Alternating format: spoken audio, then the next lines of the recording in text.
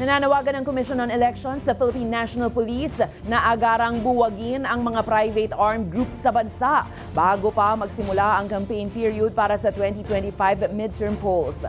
Ayon kay COMELEC Chairman George Garcia, banta sa katahimikan ng eleksyon at nagdudulot ng takot sa mga botante ang mga private armed group. Kaya naman kabilang ito sa mga pag-uusapan sa pulong ng COMELEC at PNP sa Enero 9. Binalaan din ni Garcia ang PNP na iwasan ang paglalagay ng checkpoint sa madidilim na lugar para maiwasan ang paglabag sa batas. Diin pa niya, kailangan nakauniforme ang mga opisyal na magbabantay sa checkpoints at kakasuhan ang mga nakasibilyan.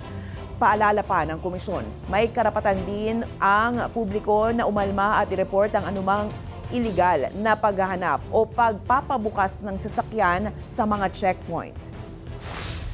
Mananakot at mas mapapadali ang pamimili nila at ng boto at the same time yung hindi pagpapaboto sa ilang grupo dahil kalaban ng mga politiko na may private armed groups. Dapat po mawala ang private armed groups sa ating bansa.